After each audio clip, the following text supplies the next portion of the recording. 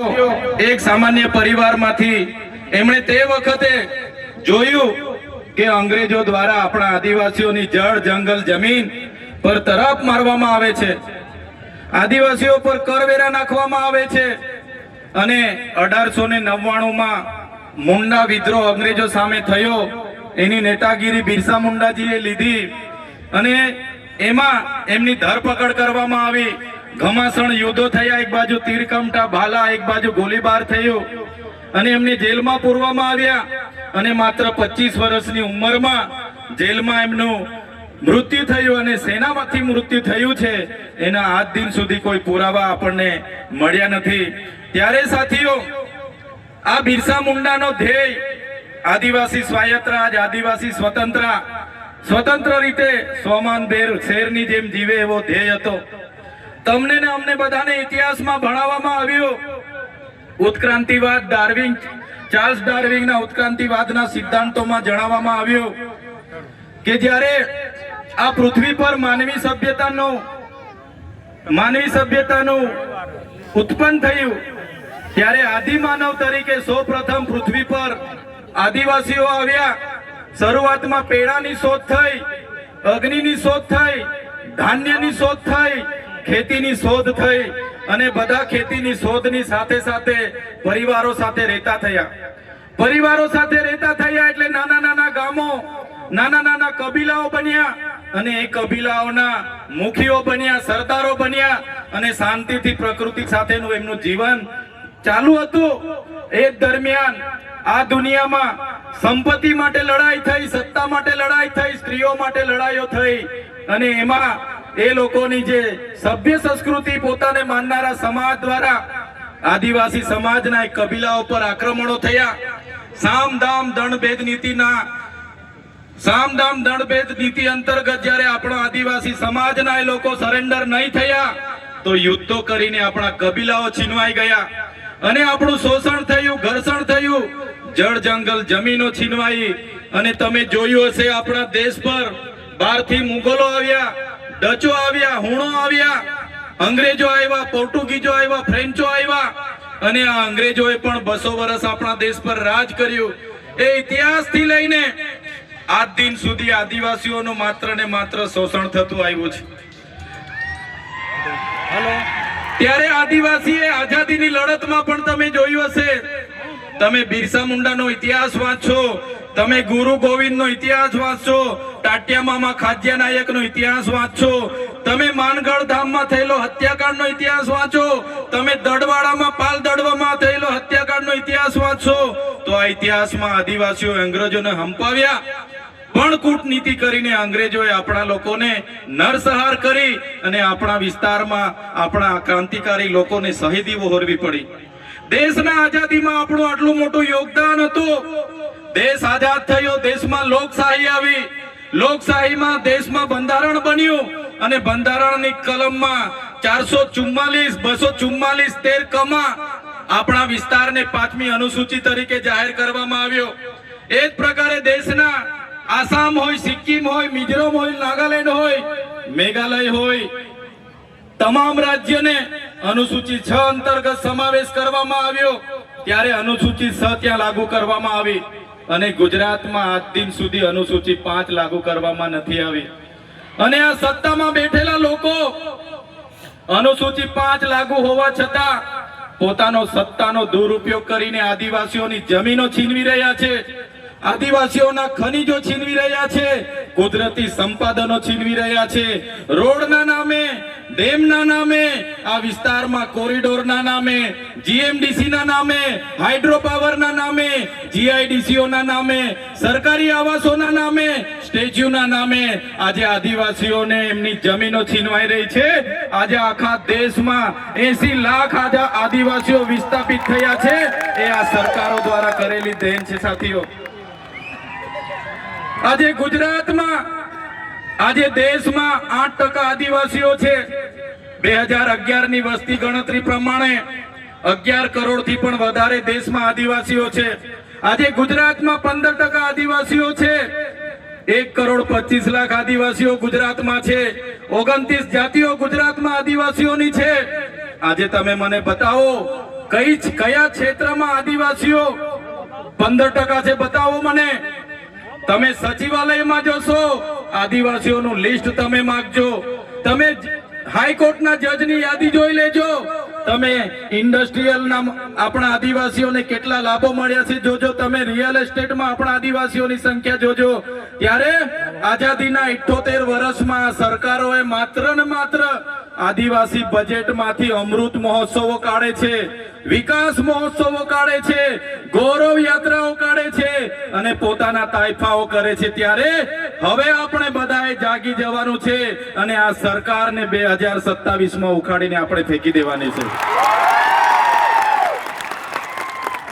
સાથીઓ, અમે 4 વર્ષ પહેલા જનનાયક બિરસા મુંડાજીની પ્રતિમા ડેડિયાપાડામાં સ્થાપના કરતા હતા અને એમના વિચારોને ઉજાગર કરવા માટે, એમના વિચારોમાંથી આવનારી પેઢી પ્રેરણા લે માટે અમે ત્યાં પ્રતિમા સ્થાપિત કરતા હતા. ત્યારે આ ભાજપના સાંસદ મનસુખભાઈ વસાવા, 3 જિલ્લાની પોલીસ અને એમના RSS વાળાએ આપણને ત્યાં પ્રતિમા સ્થાપતા અટકાવી દીધા હતા અને પ્રતિમા સ્થાપતા આપણા ઘણા લોકોને ડિટેન કર્યા હતા. 3 જિલ્લાની પોલીસ અમને પકડવા માટે આવી હતી, છતાં આપણે એમનાથી ડર્યા નથી અને બિરસા મુંડાની પ્રતિમા ડેડિયાપાડામાં સ્થાપિત કરી. ત્યારે આજે દેશના વડાપ્રધાનને આજે ડેડિયાપાડા આવવું પડે એ આપણા બધાની તાકાત છે. ત્યારે વડાપ્રધાન ડેડિયાપાડા આવે છે ત્યારે લોકોને ભેગા કરવા માટે 500 કરોડ આદિવાસી બજેટમાંથી જોગવાઈ કરવામાં આવી છે, હજારો બસોની વ્યવસ્થા કરવામાં આવી છે અને બધા કર્મચારીઓને એમાં લગાડી દેવામાં આવ્યા છે. આજે ડેડિયાપાડાના ગામડાઓમાં ટીડીઓ ના મળે, તલાટીઓ ના મળે એવા ગામડાઓની ગલીઓમાં આ ગુજરાતના નાયબ મુખ્યમંત્રી, એમના મંત્રીઓ, એમના સાંસદો, એમના ધારાસભ્ય ડેડિયાપાડાના ગલીઓમાં 4 દિવસથી ફરે છે. જે લોકો એસી ચેમ્બરોમાંથી બહાર નહોતા આવતા, જે લોકો ગાંધીનગરમાં પડ્યે ફતારીએ રહેતા હતા, એ લોકોને ગામડે ફરતા કરી દીધા. એ આપણી બધાની તાકાત છે ભાઈઓ. ત્યારે નરેન્દ્રભાઈ મોદી આપણા કુળદેવી માતાના દર્શને જવાના છે દેવમોગરા. દેવમોગરા એ મહારાષ્ટ્ર, મધ્યપ્રદેશ, ગુજરાત અને રાજસ્થાનના લાખો લોકોનું આસ્થાનું કેન્દ્ર છે અને દેવમોગરા જઈને રાજનીતિ જ્યારે કરવા માંગે છે ત્યારે નરેન્દ્રભાઈ મોદીને હું આ મંચ પરથી કહેવા માંગુ છું, તમને જો આદિવાસીઓ માટે હિત હોય તમે દેવમોગરા જજો, તમે હિજારી લઈને આવજો, તમે મોવડાનો ચોખ્ખો દારૂ 1 બોટલ લઈને આવજો, તમે એક મરઘો લઈને આવજો, 1 બકરો લઈને આવજો, દર્શન કરીને એની પ્રસાદી કરીને તમે ત્યાં જ જમીને પછી જજો. ત્યારે અમે માનીશું કે તમે આદિવાસીઓના હિતેચ્છુ છો. તમે આદિવાસીઓ માટે આજ દિવસ સુધી તમે 24 વર્ષથી રાજનીતિમાં છો, આગળ મુખ્યમંત્રી હતા, હમણાં વડાપ્રધાન છો. આદિવાસીઓ આજે શિક્ષક માટે આંદોલન કરે છે, શાળા માટે આંદોલન કરે છે, નર્મદાના પાણી માટે આંદોલન કરે છે, પોતાની જમીનો બચાવવા આંદોલન કરે છે, જીએમડીસીઓ હટાવવા આંદોલન કરે છે, જીઆઈડીસીઓમાં રોજગાર માટે આંદોલન કરે છે. ત્યારે નરેન્દ્રભાઈ મોદીજીને કહેવા માંગુ છું, હવે અમે લડેંગે, જીતેંગે, જિંદાબાદ, મુર્દાબાદ, આવેદન નિવેદન કરવા માંગતા નથી. હવે અમે લડવા માંગતા નથી. હવે ધરણા પ્રદર્શન બંધ, હવે આંદોલન બંધ. જો અમારી 5મી અનુસૂચિ, જો અમારા પૈસા એક, જો અમારી અનામત, જો અમારી 73 એની જમીનોને આવનાર દિવસોમાં જીએમડીસી ના નામે માગશો, માલસામોટ પ્રોજેક્ટના નામે માગશો, હાઇડ્રો પ્રોજેક્ટના નામે માગશો, અણુ મથકના નામે માગશો, તો અમે આંદોલન નથી કરવાના, અમે નેપાળવાડી કરવા માટે ગાંધીનગર આવવાના છે. અમે નેપાળવાડી કરવા માટે ગાંધીનગર આવીશું. તે દિવસે તમારો ને અમારો સામનો થશે, તે દિવસે ખબર પડશે ઓરિજિનલ આદિવાસીઓ કોણ છે તે. ત્યારે કેટલાક મીડિયા વાળા મિત્રોએ મને પૂછ્યું, તમારા ડેડિયાપાડામાં નરેન્દ્રભાઈ મોદી આવે છે, તમારું બધું પૂરું થઈ જાય ત્યારે મેં મીડિયા વાળાને મિત્રોને કીધું નરેન્દ્રભાઈ મોદી આવીને જાય પછી એમના મિત્ર ડોનાલ્ડ ટ્રમ્પને પણ લઈ આવજો, અમારા લોકોને ક્યાંય ફેર પડવાનો નથી. હવે અમારા લોકો જાગી ગયા છે, અધિકારોની વાત કરીએ છીએ. સંવિધાન અધિકારો અમને આપો, સામાજિક અધિકારો આપો. અમને જે મળેલી અમારા અધિકારોની વાત અમે કરીએ છીએ ત્યારે અમને ખબર પડી ગઈ કે આદિવાસી સમાજ હવે જાગૃત થયો છે. ત્યારે બિરસા મુંડાના રથ જ્યારે લઈને ફર્યા, એમના મંત્રી તંત્રી મારું નામ લઈને મને ગાળ બોલે કે પેલો ચૈતર વસાવો અહીંયા આવે છે, આમ કરે છે, તેમ કરે છે, ફલાણું કરે છે, ઢીકડું કરે છે. એ મંત્રીઓને પણ કહેવા માંગુ છું, એ પ્રદેશ પ્રમુખને પણ કહેવા માંગુ છું, ચૈતર વસાવાને ગાળ બોલવાથી અમારા આદિવાસીઓનું ઉત્થાન નથી થવાનું. તમે આદિવાસીની ઉત્થાનની વાત કરો. મને ગાળ બોલવાથી અમારા લોકોનો જો વિકાસ થઈ જવાનો હોય તો હું દરરોજ તમારી ઓફિસે તમારી ગાળ ખાવા માટે પણ તૈયાર છું.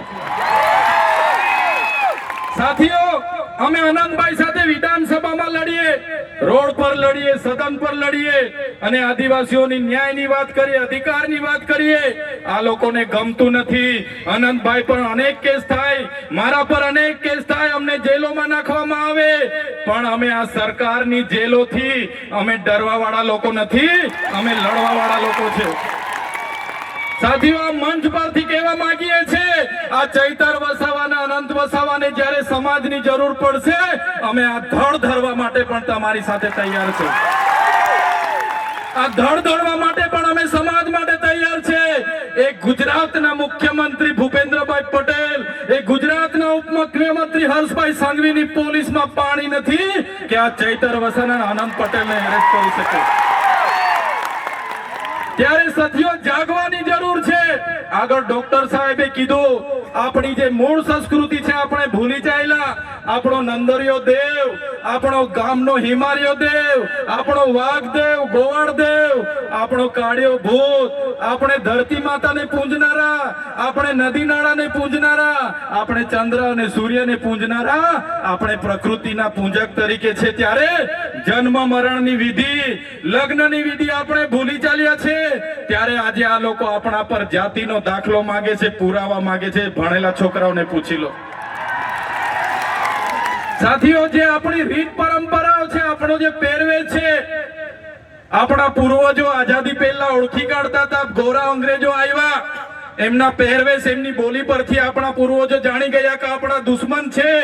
આજે તો આપણે એ લોકોની સંસ્કૃતિ અપનાવતા થઈ ગયા, એ લોકોના પેન્ટ શર્ટ પહેરતા થઈ ગયા, એ લોકોના જીન ટી શર્ટ પહેરતા થઈ ગયા, એ લોકોના બૂટ સૂટ આપણે પહેરતા થઈ ગયા. આપણી બહેનો પણ આજે પંજાબી પહેરતી થઈ ગઈ, ડ્રેસ પહેરતા થઈ ગયા, ચણિયા ચોરી પહેરતી થઈ ગઈ, જીન શર્ટ ટી શર્ટ પહેરતા થઈ ગયા. ત્યારે આવનારા દિવસોમાં આપણો દુશ્મન કોણ છે તે આપણને ખબર પડવાની નથી. ત્યારે આપણે મૌલિક નૈતિક મૂલ્ય આપણે જાળવવા પડશે. આપણી બોલી ભાષા આપણે સાચવવી પડશે. આપણો પહેરવેશ, આપણી સંસ્કૃતિ, આપણા વારસામાં મળેલી આપણી પરંપરાઓ, રીત રિવાજો આપણે સાચવવા પડશે. સાથીઓ, આપણા વિસ્તારમાં વૈશ્વિકરણના નામે જમીનો છીનવાય છે. ઔદ્યોગિકરણના નામે જીઆઈડીસી આવી, એમાં જમીનો છીનવાઈ ગઈ. અને તમે જોઈ લો, આજે ધર્માંતરણના નામે આદિવાસીઓને ભોળવામાં આવે છે. આજે શિક્ષણના નામે ધર્મના પ્રચારો થાય છે. ત્યારે મારા આદિવાસી સાથીઓને કહેવા માંગુ છું, જે દિવસે આપણે આજે આદિવાસી તરીકે મટી જઈશું તે દિવસે આપણું અનામત પણ આપણને મળવાનું નથી. તે દિવસે આપણે જમીનો પણ બચાવી નથી શકવાના. સંવિધાને આપેલી જળ, જંગલ, જમીન પરના અધિકારો પણ નથી બચાવી શકવાના. ત્યારે આ લોકોને આપણે કહેવાનું છે કે આપણે હવે ઓરિજિનલ આદિવાસીની રીત રિવાજમાં, પહેરવેશમાં, આવા કાર્યક્રમમાં આપણા ઓજારો સાથે, વાજિત્રો સાથે ઉપસ્થિત થયેલા છે. ત્યારે મારા તમામ વડીલો, તમામ યુવાનો, માતા બહેનોને વિનંતી છે કે આ કાર્યક્રમ એ સમાજનો કાર્યક્રમ છે. અને